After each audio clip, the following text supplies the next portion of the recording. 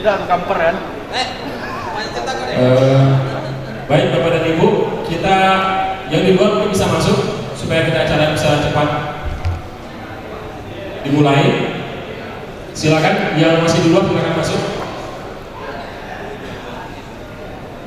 Mohon rekan-rekan yang di belakang pintunya mungkin sudah bisa kita tutup.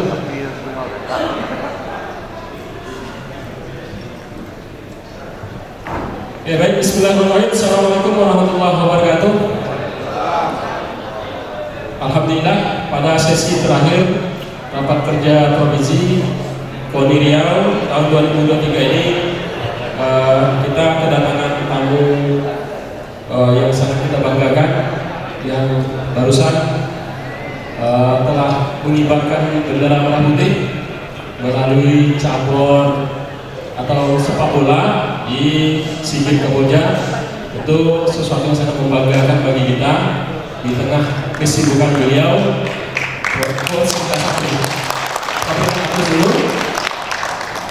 Bapak dan Ibu yang kami hormati, Coach Indra Sapri ini sebenarnya tidak asing juga bagi kita di Riau karena beliau sering berkunjung ke Riau dan beliau kebetulan datang ke Riau pada hari ini. Kita memanfaatkan momen ini lah ya Coach ya, ini sorry kami culik ya Coach. Jadi waktu beliau kita manfaatkan dalam sesi lebih kurang 1 jam ke depan karena nanti sore dan malam beliau ada kegiatan lagi. Jadi kita berharap 1 jam ke depan ini kita dapat motivasi nih Coach terkait bagaimana kita bisa sukses dalam membina cabang olahraga. Jadi Coach kami perlu sampaikan dalam forum ini, dalam aula ini hadir 60 cabur, pengurus cabur, ketua dan sekretaris cabur, juga hadir 12 KONI kabupaten kota. Kami sangat berharap Coach bisa membagi tips kepada kami bagaimana kita bisa mengembangkan cabur kita yang ada. Ya tentu kita bisa ambil pembelajaran dari suksesnya PSSI khususnya sepak bola dalam memperoleh atau mendapatkan medali emas pada SEA Games Kamboja yang lalu. Sebelum kita silakan Coach Indra Sapri, kita berikan aplaus sekali lagi untuk beliau. Kepada Coach Indra Sapri, waktu dan tempat kami persilakan.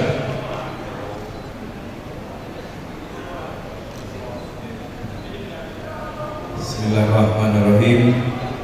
Assalamualaikum warahmatullahi wabarakatuh. Saya lagi mikir saya mau menyampaikan apa kira-kira. Tapi kalau mau bicara secara umum bisa, tapi saya coba lihat di WhatsApp kita. Kalau mau ada representasi saya udah kirim sukses story tim nasional SEA Games menuju medali emas. Ya, coba menjelang kita tunggu, saya mungkin memberikan penghormatan kepada Bapak Ketua KONI, para pengurus KONI, dan juga tadi juga dibilang ada 60 cabur dan 12 KONI kabupaten. Sebenarnya tepuk tangan nggak pantas untuk saya, tapi tepuk tangan adalah harusnya ke pembina sepak bola, pembina atlet, pembina siapapun di bidang olahraga yang ada di Indonesia. Oleh sebab itu tepuk tangan untuk kami.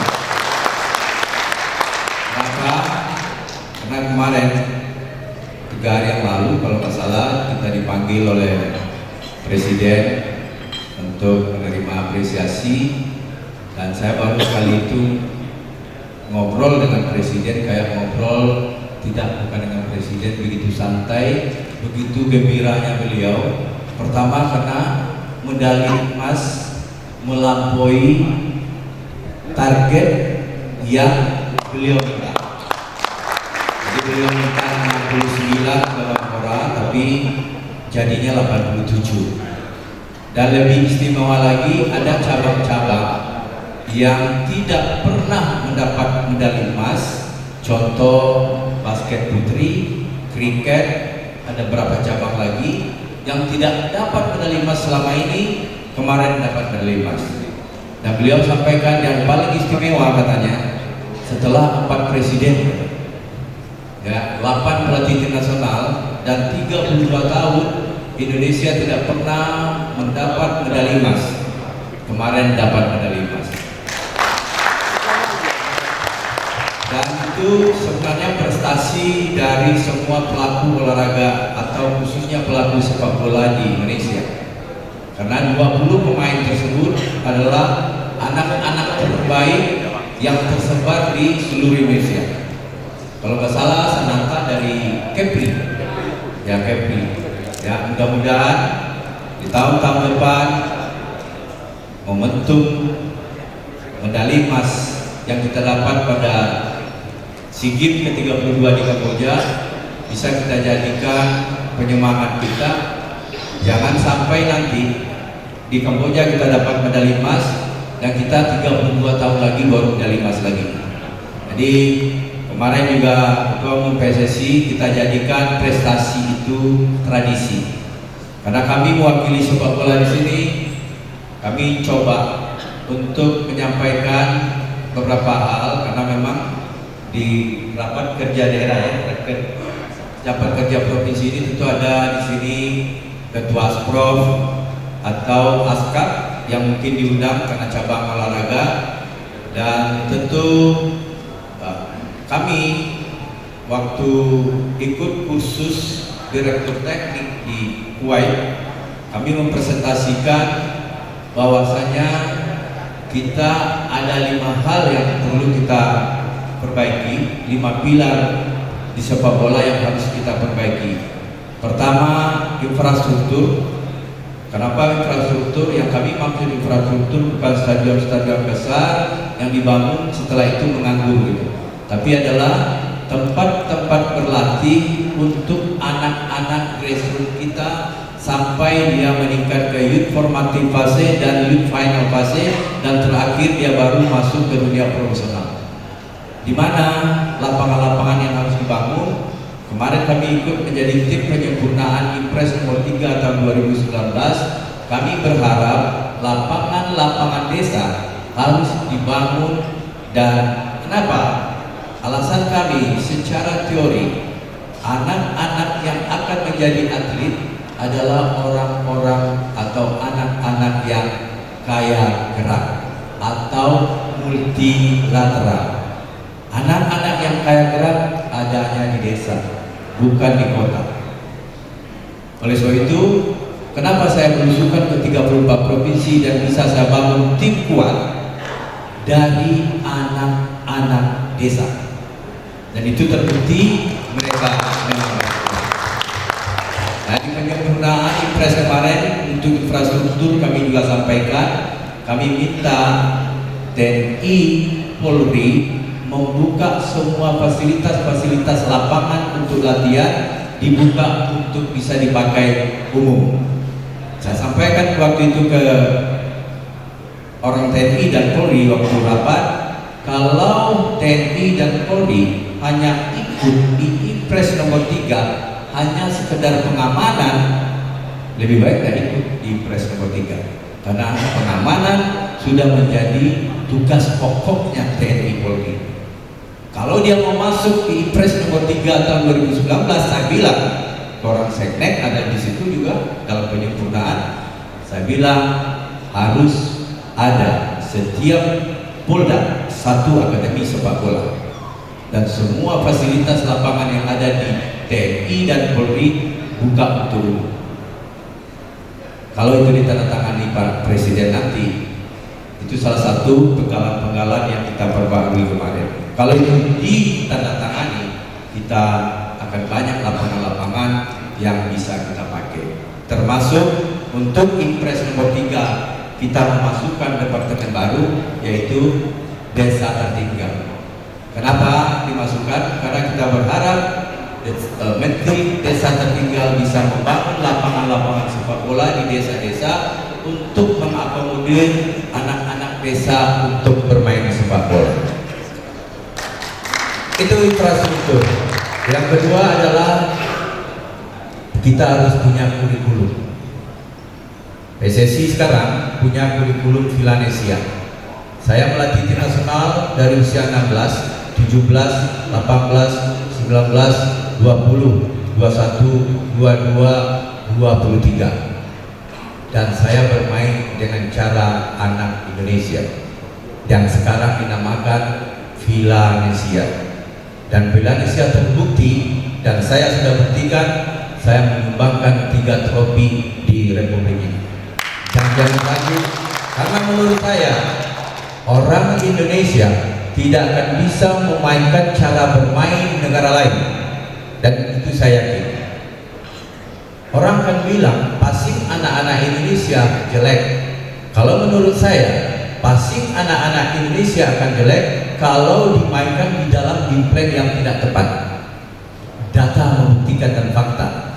Tim nasional SEA Games, passing yang dilakukan oleh anak-anak tim nasional Indonesia adalah lebih dari 450 passing satu kali game, satu match. Dan itu tingkat suksesnya 85%, mendekati kesuksesan passing pemain-pemain Barcelona. Di mana passing anak Indonesia-nya jelek? Passing anak Indonesia akan jelek kalau dimainkan dengan game plan yang tidak tepat. Contoh, saya bisa klaim kalau saya melatih tim nasional Inggris, terus saya bermain dengan Villanesia dengan possession progresif, saya bilang anak-anak Inggris passingnya jelek, karena passing yang dia punya anak Inggris tidak saya butuhkan di game plan saya. Itu yang saya maksud. Jadi jangan pesimis. Anak-anak Indonesia kalau dia bermain dengan cara Indonesia, dengan identitas Indonesia, dengan kultur Indonesia, Indonesia akan hebat. Jangan habiskan waktu mencari jati diri. Indonesia sudah punya jati diri. Jangan habiskan waktu mencari cara bermain sepak bola yang benar untuk negara Indonesia. Indonesia sudah punya. Dan saya akan maju terus, dan setiap tugas-tugas yang diberikan ke saya, terutama di tim nasional, saya akan buktikan bahwa Indonesia mampu.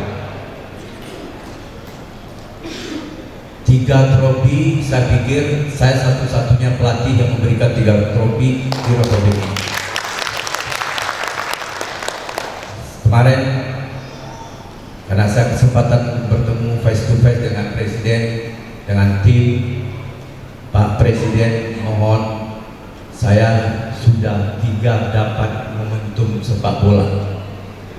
Tahun 2013 saya dapat momentum Evan Dimas CS. Dibilang itu adalah generasi emas, tetapi apa yang terjadi Pak Presiden? Saya hilang tanpa bekas. Pemain hilang tanpa bekas. Setelah itu saya dapat kesempatan lagi di tahun 2019 untuk pertama kali Indonesia juara AFF U22. Tim itu digadang-gadang adalah timnya terbaik di Indonesia. Tapi Pak Presiden, saya bilang, saya hilang tanpa bekas dan tim itu juga hilang tanpa bekas. Dan saya mohon Pak Presiden, momentum emas ini setelah 32 tahun kita nggak dapat, saya berharap tim ini terpelihara dengan baik dan ada kesinambungan pembinaan untuk mereka. Dan beliau setuju.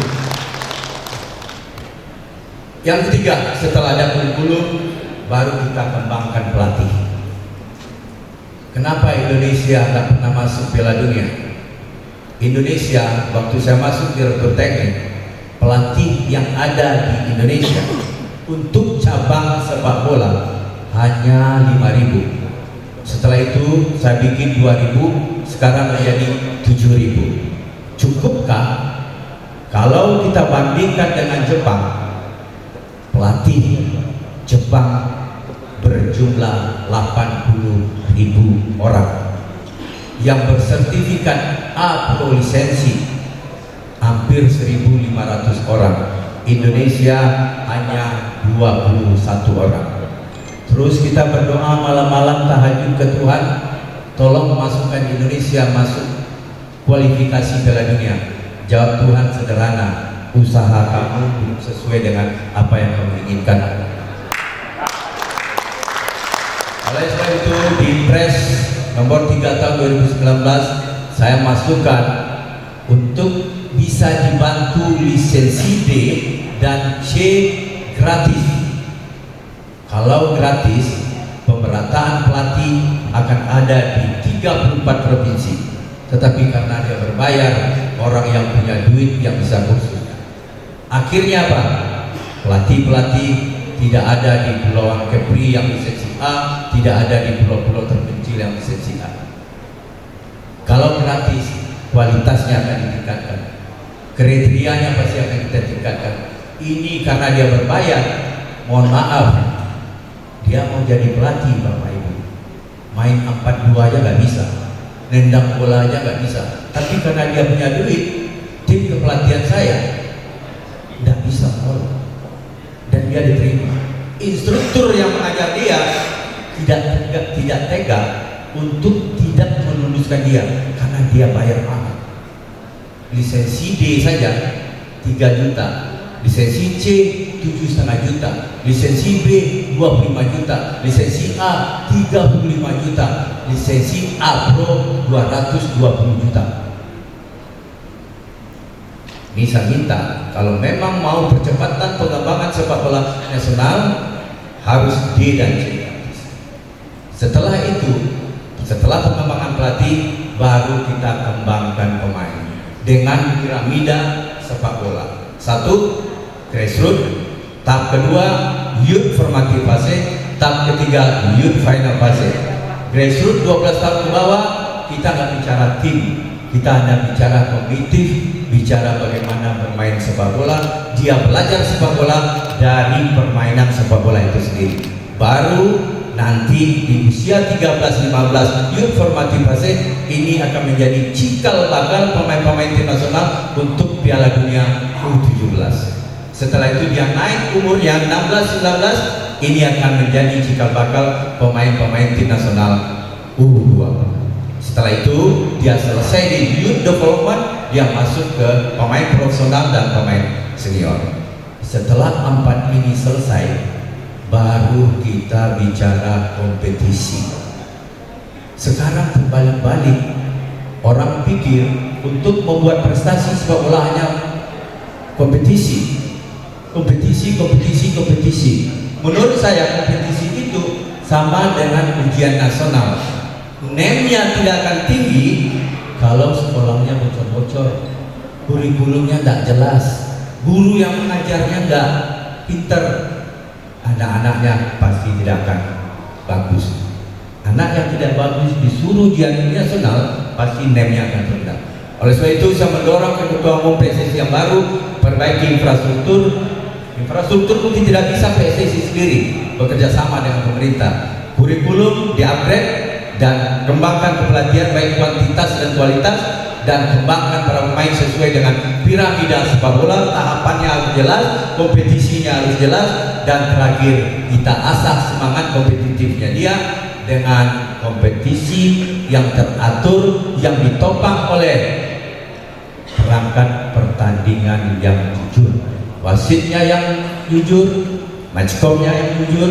Baru nanti keluar anak-anak dari kompetisi itu, anak-anak yang berkualitas dan dia siap bersaing di level Asia Tenggara, Asia dan dunia.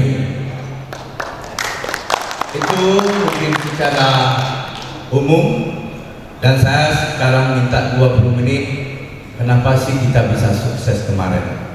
Padahal sudah 8 pelatih tim nasional baik asing dan lokal, dan tidak pernah sukses. 4 pergantian presiden dari zaman Soeharto 32 tahun yang lalu, dan ini kita mendapat medali emas. Saya sedikit sampaikan sukses story dari ini. Background saya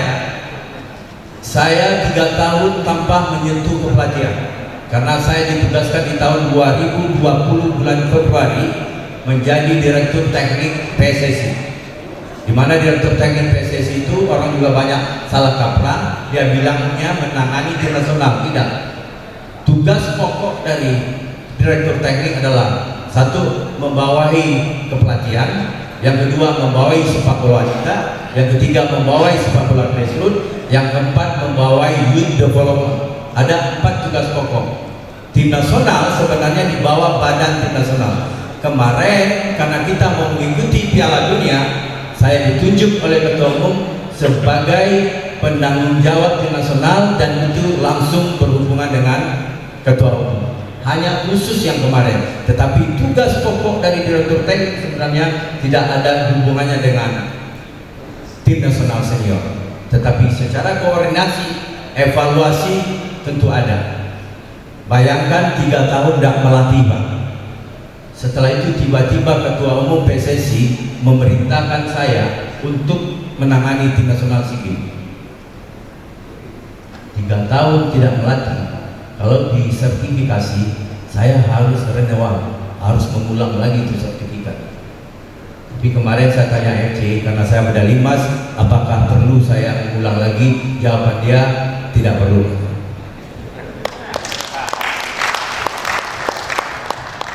Apa yang saya lakukan sebagai pelatih?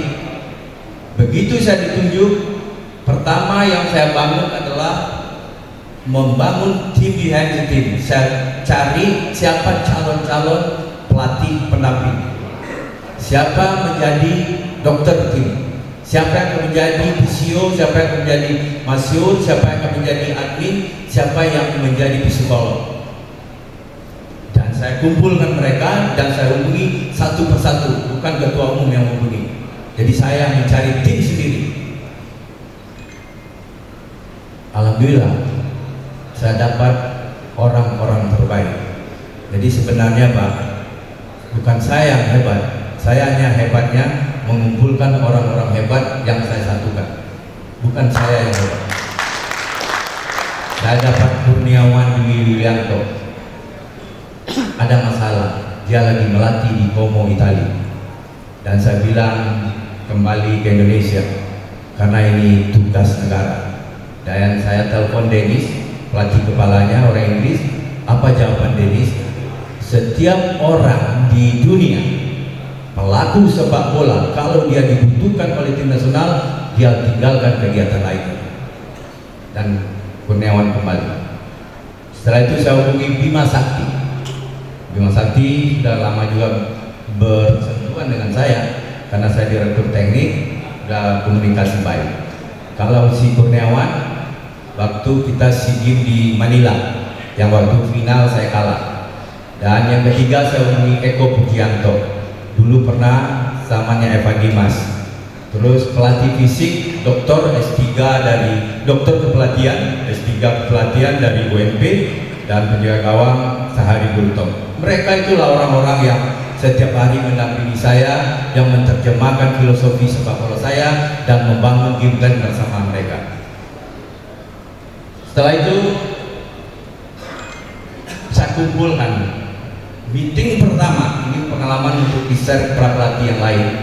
Meeting pertama, kata-kata pertama yang keluar dari mulut saya adalah, hampir setiap saya melatih, dari antara kita yang ber-17, 18 dengan saya, tidak ada yang lebih penting. Saya sebagai pelatih kepala tidak lebih penting dari kitman yang tukang angkat bola.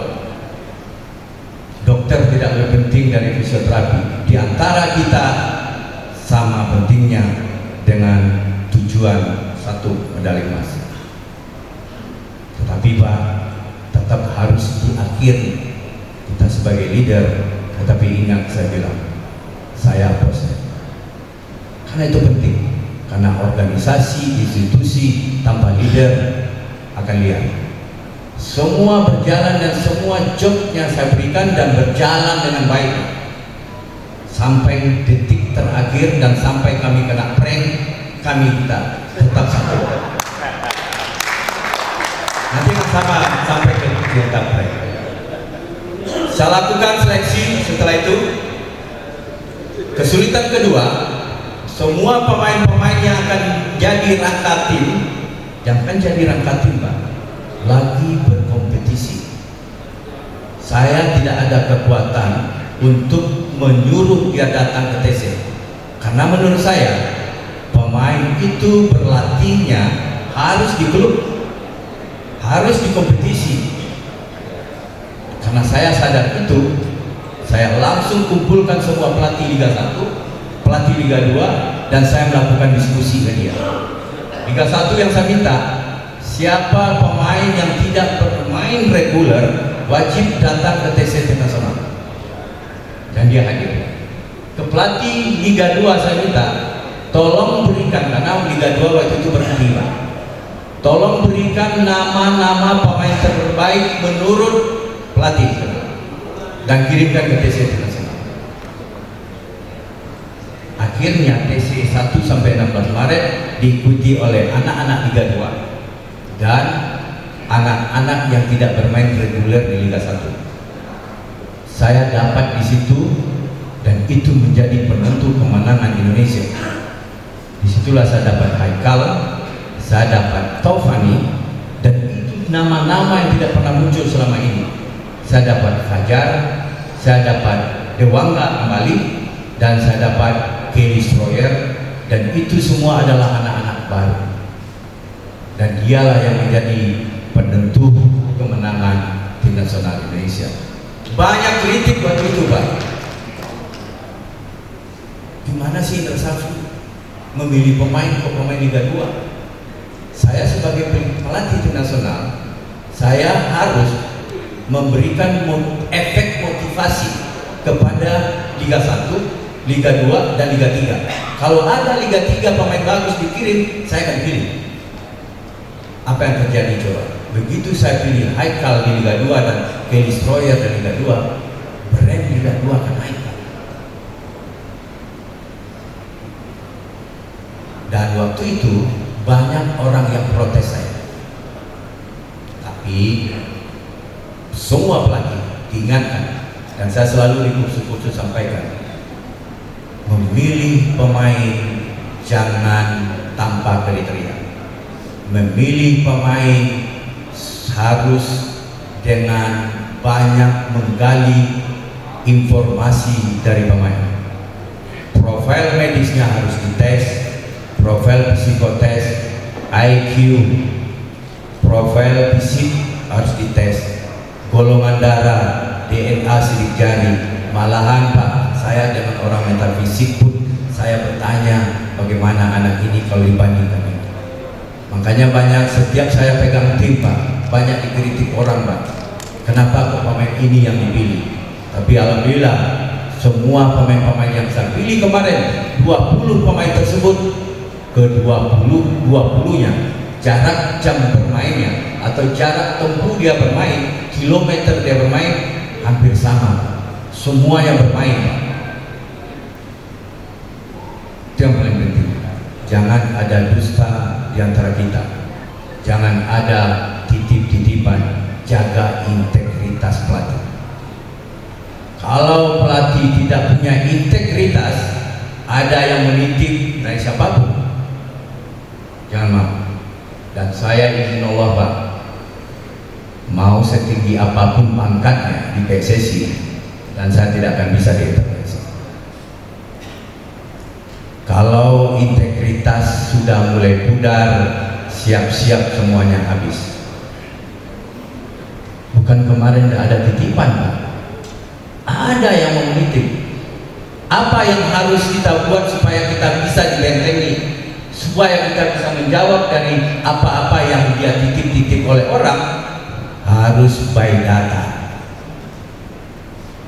Dia titip satu pemain, maaf Pak, dia datanya ini, tapi yang saya pilih Pak jauh lebih baik dari dia.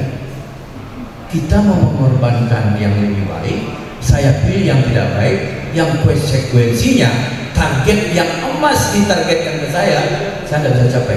Mau yang mana? Tapi kalau kita disodorkan pemain, terus kita tidak bisa membandingkan data ke dia, oh kita ditekan. Setelah saya jelaskan begitu, balik kanan lah dia. Paling 2 hari dia tidak enak dengan saya. Setelah hari ketiga, oh sekarang enak banget ya sama saya Pak. Benar Gus. Saya nggak usah sebutin namanya. Kalau sekarang, wah memang benar Gus. Salut saya sama Gus. Ya, Jadi itu integritas, dan integritas ditopang by data. Terus lanjut, oke. Mulai dari tanggal 1 sampai 16 Maret kita udah bikin yel-yel. Pertamanya yel-yel kita Garuda Nusantara juara. Saya pikir kalau juara itu kan ada juara 1, juara 2, juara 3. Kenapa kami pakai Garuda Nusantara? Saya pernah kenal dengan ahli metafisik tamatan Amerika, S3 di Amerika. Nama saya dia ubah juga, Pak. Kalau kita ingin nama Indonesia ganti Nusantara. Saya ganti sendiri, Pak, Garuda Nusantara. Mungkin IKN itu juga, Pak. IKN mungkin Nusantara terinspirasi dengan itu. Garuda Nusantara Jaya.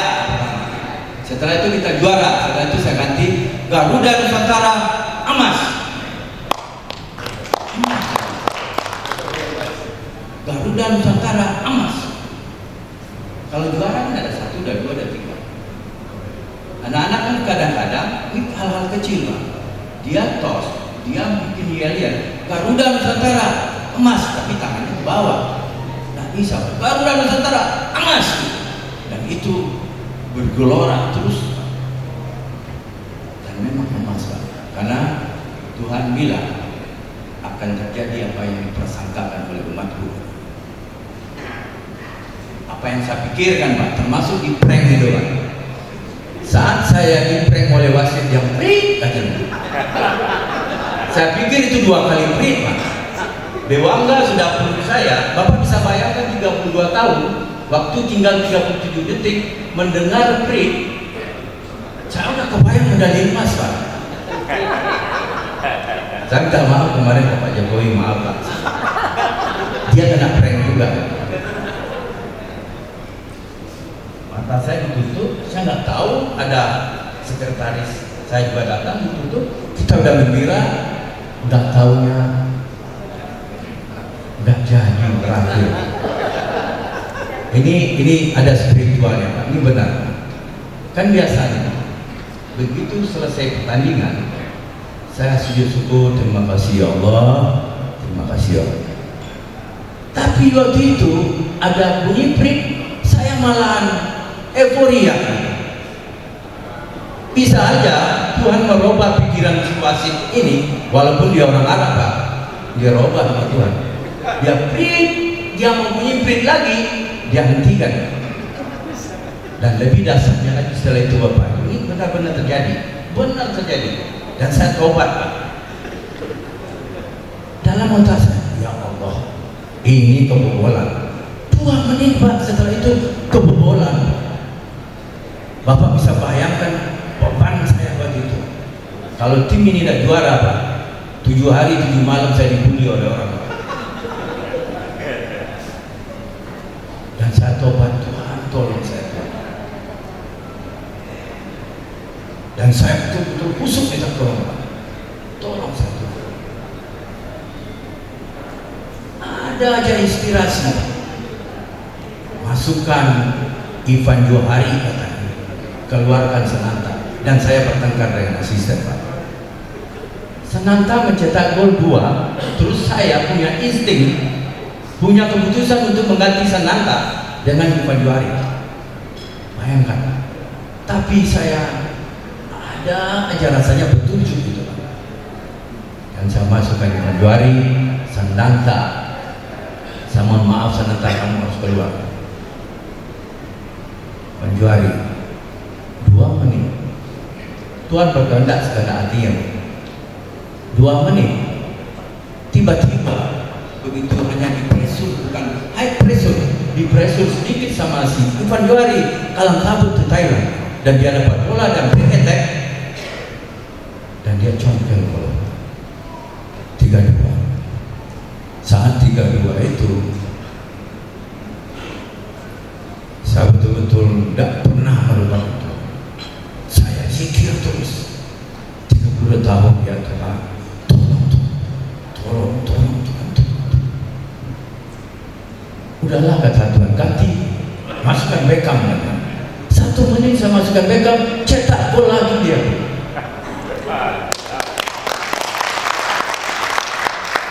Makanya saya bilang ke orang Menpora, kita bikin kurikulum skill, kemampuan taktikal dan kecerdasan, kemampuan fisik, mental, masukkan dalam kurikulum, tapi tambahkan spiritual, karena tanpa itu tidak akan sukses. Apa yang membedakan kurikulum Indonesia dengan Eropa? Spiritual. Saya berjuang itu. Spiritual bukan harus bicara orang Muslim saja, orang Kristen dengan cara di sini. Jangan pernah lupa dengan Tuhan. Gampang bagi Tuhan menjadikan 21 menjadi 22. Gampang bagi Tuhan 22 menjadi 52. Kecil. Karena saya berhadapan dengan pelaku olahraga, akan membina atlet, bangun skillnya ya, bangun motoriknya ya, jangan lupa membangun hubungan baik dia dengan Sang Pencipta. Percaya, inilah yang akan membedakan kita dari negara-negara barat, dan inilah akan membangun Indonesia. Saya tidak bicara agama harus Muslim, enggak. Bapak bisa lihat kemarin, begitu kita mengalahkan Vietnam, semuanya sujud syukur, Muslim sujud syukur, Kristen dengan caranya sendiri, si Komang dengan caranya muda, Hindu. Kan keren kita melihatkan Indonesia. Jadi di hadapan saya mohon, kalau kita sudah mengawali, membina para pemain, mengikutkan nilai-nilai agama kepada para atlet, enggak susah kita mengatur hal lain. Enggak boleh tidur malam, enggak.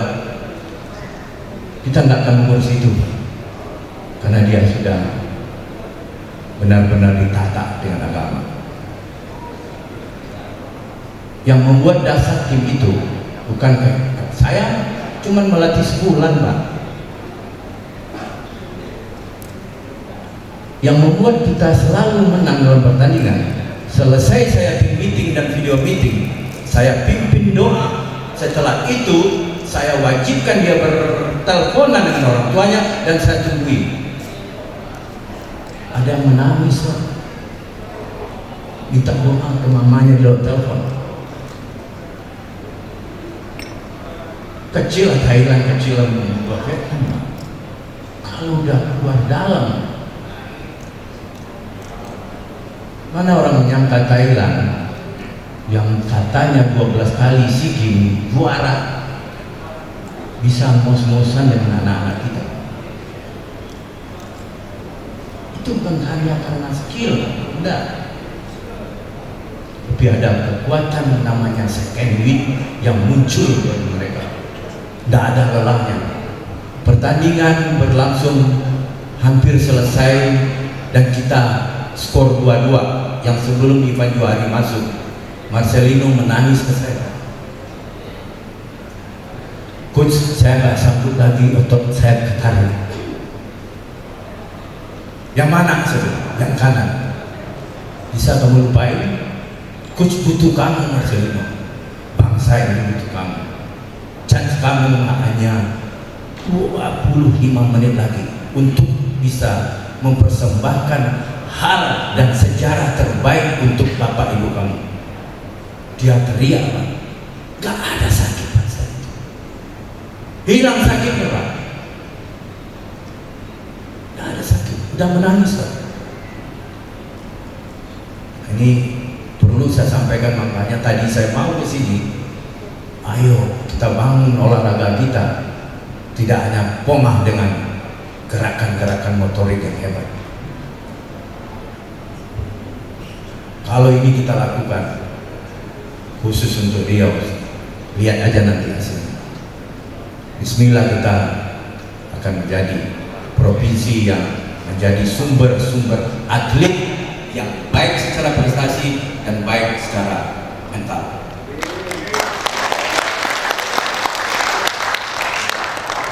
Seleksi tahap 2 dengan pemain Liga 1, pemain bergabung Pak, besok mau berangkat ke Kamboja, masih ada yang baru bergabung, 2 orang pemain dari satu dari Jepang, satu dari Belgia Marcelino dan Arhan, dan 4 pemain Persija baru bergabung, besok mau berangkat. Pelatih, yang namanya pelatih harus ada solusi, tidak boleh mengeluh. Sebentar mengeluh, salahkan klub dan lain sebagainya, tidak bisa. Karena memang kompetisi itu bukan di PSSI. PSSI itu bukan diklatnya sepak bola. PSSI membangun tim nasional, memilih pemain-pemain terbaik yang ada di klub. Pabrik pemain itu klub. Kalau ingin tim nasional bagus, baguskan pelatih-pelatih klubnya, baguskan kualitas klub, baguskan kualitas kompetisi. Dan saya yakin, walaupun Marcelino masuk sehari sebelum, saya yakin kok dia, karena dia di klub di Eropa bermain bagus. Kenapa saya takut? Ngapain saya ngambil pekerjaan klub menjadi pekerjaan pelatih tim nasional? Pelatih tim nasional hanya begitu dikasih tugas, analisa lawan-lawan yang akan dihadapi, bagaimana cara merespon mereka dari pertandingan ke pertandingan. Itu tugas pelatih tim nasional. Bukan mengajar asing, bukan meningkatkan fisik. Mereka dibentuk itu. Dasar itulah saya berani memegang tim nasional menghadapi event. Sampaikan kepada pelatih, harus piawai membuat roadmap. Berapa kali kita main dan buat priorisasi persiapan yang dimana nanti timnya itu harus tepat.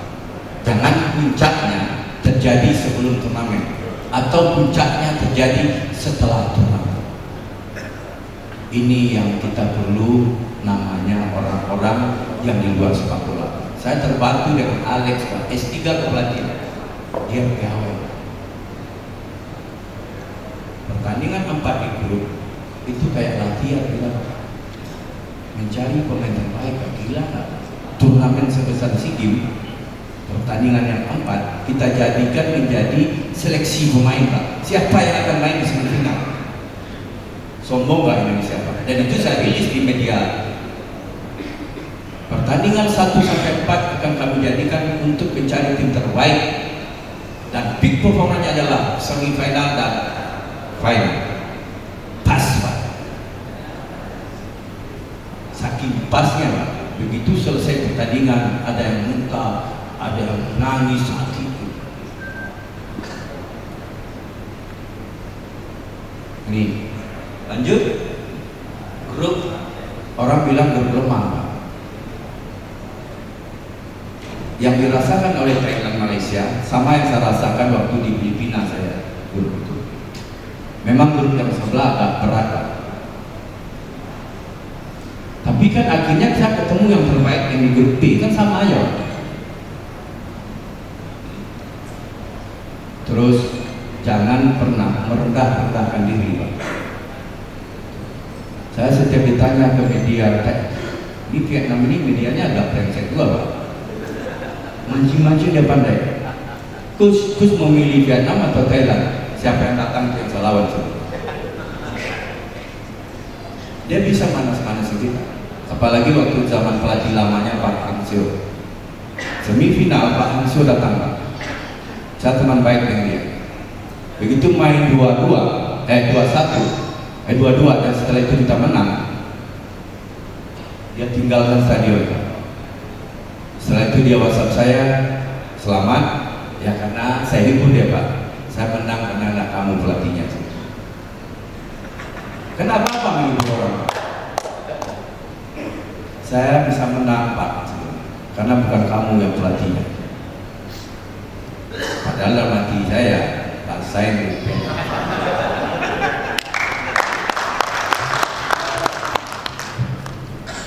orang selalu harus perbaiki, tapi Tapi Bapak bisa bayangkan setiap hari Bapak baca di sosial media, Bapak baca di media-media, selalu mengaku-ngakukan negara lain, Pak. Indonesia akan berhadapan dengan Thailand yang 12 kali juara Asia. Terus dia minta pemain-pemain Indonesia percaya diri. Bayangkan, harusnya narasinya kan begini: Indonesia diperkuat oleh Aan Pratama Arhan yang jago lempar ke dalam. Ini enggak, dia nakut-nakutin, tapi dia suruh kita mental kita bagus. Saya balik. Waktu lawan Thailand, apa yang kalian takutkan lawan Thailand? 8 kali kita berhadapan. Saya pribadi 8 kali berhadapan, 5 kali dia kalah. Yang kedua, kapan Thailand masuk Piala Dunia? Tidak pernah. Terus apa bedanya dengan kita? Orang takut dicap oleh Tuhan takabur. Padahal yang takabur itu bukan, kalau negara kita mau mengalahkan negara lain, itu bukan takabur, Pak. Itu optimisme. Negara saya mau mengalahkan Thailand, negara saya mau mengalahkan Malaysia, mengalahkan Brazil, mengalahkan siapapun, itu optimisme dan wajib hukumnya. Yang takabur itu Tuhan tidak ada apa-apa. Berniat untuk menang aja nggak ada, gimana Tuhan mau mengaminkan? Makanya begitu saya dikasih tugas, wartawan kan biasa mancing-mancing. Apa target Gus? Medali emas. Tolong dicatat saya. Ditanya lagi tuh Pak, seorang yang lain lagi, Gus gimana nih mengenai target medali emas? Kalau kita sebagai pelatih pimpinan, jangan pernah menurunkan target. Saya nggak pernah, Pak. Kalau nggak tercapai nanti baru di situ namanya evaluasi. Ini berjuang aja nggak ada, terus ada ujungnya evaluasi. Target aja nggak ada. Apa target Gus? Ya mudah-mudahan. Mendengar itu aja Tuhan udah marah. Ini orang ini ya nggak yakin gitu. Harus yakin gitu. Setelah kita tetapkan target nggak tercapai, baru ada di bawahnya evaluasi. Kenapa nggak tercapai? Nah, kan ngawur kalau target nggak ada, terus ada evaluasi. Jadi untuk para pelatih kita, terutama yang ada di Provinsi Riau, harus target tahun depan Provinsi Riau medali emas sekian. Tapi tentu ada roadmap, cara untuk mencapai situ. Oke, lanjut. Oke, ini sudah saya ceritakan. Lanjut. Ini tim ini Pak, 6 kali main, 6 kali menang, 21 gol, 4 kemasukan. Belum pernah terjadi seumur-umur Indonesia, Pak. Yang dulu judul koran, pemain tim nasional Indonesia pemain depannya mandul. Ini mandul apanya lagi, mandul 21 gol. Gak ada tuh media yang bikin itu lagi, Pak. Di penyisian 4 pertandingan di grup hanya 1 kartu kuning, Pak, dan 1 gol. 1 gol lawan Kamboja karena saya kasihan dengan Kamboja, Pak. Karena masyarakat Kamboja baik banget dengan Indonesia, Pak. Jadi di koran pagi saya baca, di media pagi Kamboja, kami nggak perlu lolos atau tidak lolosnya ke babak semifinal. Bisa saja mencetak gol 1 saja pegawai Indonesia, kami sudah bahagia. Dalam hati saya, dan selalu Allah saya bilang kan, saya juga setuju tuh niatnya dia. Iya kebobolan Pak. Senangnya minta ampun. Terus lebih anehnya lagi orang Kamboja, Bapak Ibu, saya sujud syukur itu, dia pikirnya saya menghormati tanah kelahirannya dia. Iya benar Pak. Dan dia betul-betul mengapresiasi saya itu. Saya pikir saya sujud syukur, oh tanah Kamboja. Di samping hotel kita itu ada masjid besar, itu orang-orang Muslim di Kamboja di situ. Sore-sore itu ada orang main bola, anak-anak kecil. Saya pakai sarung, saya ke masjid. Begitu masuk saya ke gerbang masjid, semua anak kecil itu sujud syukur, Pak. Kamu tahu nggak apa sujud syukur? Saya bilang. Begitu bisanya tim nasional Sikkim mempengaruhi kultur orang Kamboja. Saya nggak tahu apakah ada banyak Muslim atau. Jadi dia pikir itu saya sujud syukur. Weh, kok menghormati banget ya orang Indonesia. Nah, terus terang Pak, saya diminta untuk ke situ, Pak. Benar, bukan bohong saya, Pak. Kenapa? Karena dia melihat ada sikap, ada perilaku yang menurut dia baik. Sepak bola untuk saya tidak bicara kalah dan menang saja, Pak. Kemenangan yang sudah diperjuangkan dengan cara, kekalahan yang sudah diperjuangkan dengan cara-cara yang baik, itulah kemenangan. Tapi kalau kemenangan dicapai dengan cara-cara yang tidak baik, itulah kekalahan yang hakiki. Saya bilang ke Ustaz, ada kiai di Sidoarjo, saya boleh nggak hitam kering saya boleh nggak pakai sorban, tapi lewat sepak bola saya bisa menyampaikan dakwah, menyampaikan kebaikan.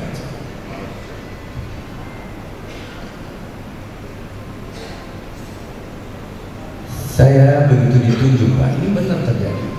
Saya bukan mengada-ngada. Saya tidak pernah bernegosiasi dengan ketua umum PSSI mengenai gaji beliau. Karena kalau itu saya lakukan, berarti saya tidak ikhlas. Tapi apa akibatnya, Pak? Karena saya ikhlas, saya diberikan keberhasilan. Rekening saya aja udah enak, Pak, menerima bonus. Benar, Pak. Karena kalau Tuhan bilang, kalau kamu ikhlas, kan saya ganti lebih banyak. Benar saja. Dan benar, percaya. Saya sebagai manusia karena memang punya nafsu, Tuhan kok sudah mulai di stop nih bonus, tidak ada lagi. Tadi masuk lagi. Benar, Pak, tidak bohong. Kalau ikhlas. Ada lihat kan? Kemarin ketemu presiden, ketemu anak-anak colek. Pak, ya udah saya tahu, saya tambah 200. Gila, Pak. Jadi saya nggak pernah. Kalau saya sampaikan gaji saya di Sikkim kemarin, mungkin Bapak kaget. Tapi saya ikhlas, karena menurut saya jangan pernah bernegosiasi dengan negara.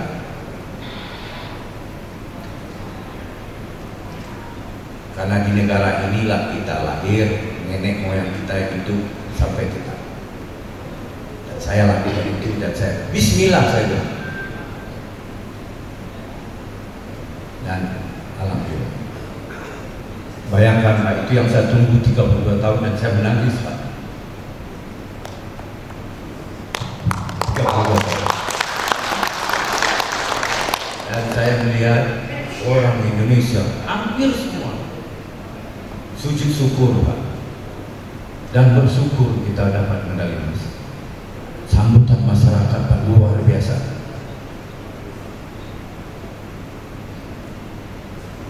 Mulai kami datang malam itu udah nggak bisa jalan mobil.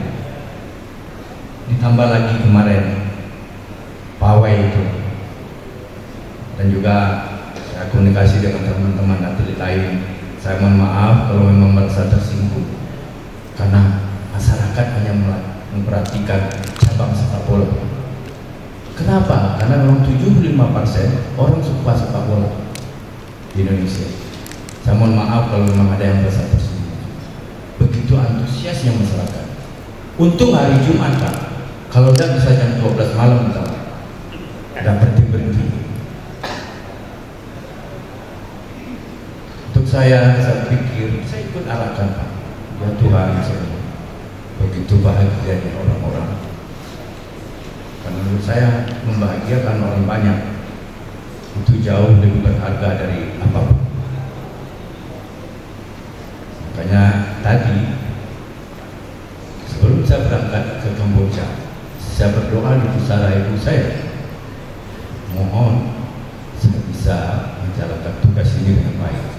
Dan tadi saya kalungkan medali emas di pusara ibu saya.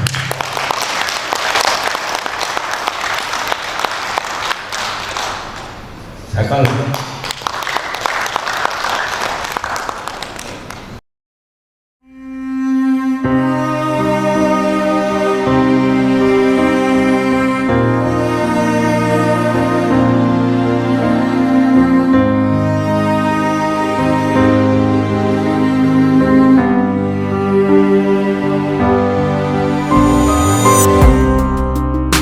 Karena tanpa ada ibu saya tidak akan berdiri.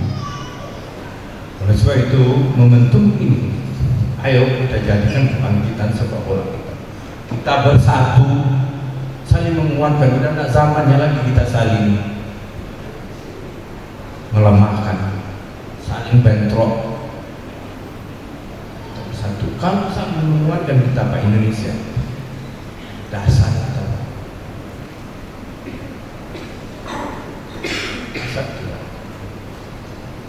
Dan saya yakin dan saya sudah menganggap Pekanbaru Riau ini menjadi rumah saya. Kenapa? Karena ibu saya bersemayam di sini sampai kapanpun. Dan saya tidak pernah ke Padang, Pak. Dan saya pernah belum setahun sekali 2 kali ke Padang. Tapi ke sini, Pak. Kapan saya ingin dekat ibu saya seperti ke sini? Kadang-kadang sebulan 2 kali saya PP, Pak, hanya ke makam. Karena apa? Karena beliau menginginkan saya jadi pelatih sepak bola memang. Karena saya nggak bisa jadi dokter waktu itu. Dan sayangnya begitu saya juara AFF setelah 22 tahun kita nggak pernah juara di Sidoarjo, ibu saya 1 bulan sebelum itu beliau meninggal.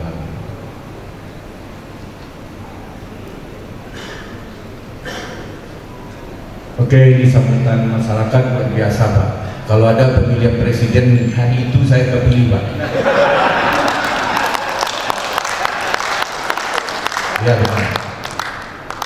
Ya. Mungkin itu yang mudah-mudahan ini bisa menginspirasi. Saya sampaikan ini tadi memang benar-benar saya nggak ada rencana di sini, tapi begitu Ibu Ita minta saya ke sini, ini momen saya untuk menyemangati para bapak-bapak pengurus KONI, baik itu di kabupaten, para pengurus ya, cabang-cabang olahraga. Ayo kita kompak, Pak. Ya, mari kita kompak. Dan saya kapanpun saya diminta khusus di sepak bola. Makanya kemarin saya dulu agak nggak suka juga, Pak, PSPS itu diambil sama orang Malaysia. Tapi hari ini kabarnya PSPS sudah kembali ke Riau.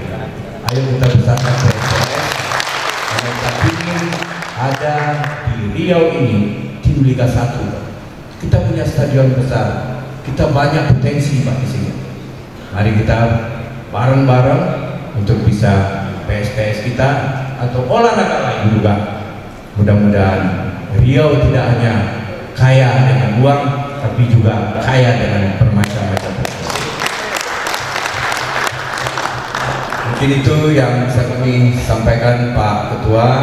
Dan kalau ada memang mau ditanyakan, contoh bagaimana perasaan saya di prank dan lain-lain, silakan. Dan saya mungkin mohon maaf kalau memang tidak ada pertanyaan, mau langsung ke acara yang lain. Ada orang kampung saya, Pak, ya kan, yang minta bersilaturahmi dan kami akan ke sana. Terima kasih. Wabillahi taufiq wal hidayah. Assalamualaikum warahmatullahi wabarakatuh.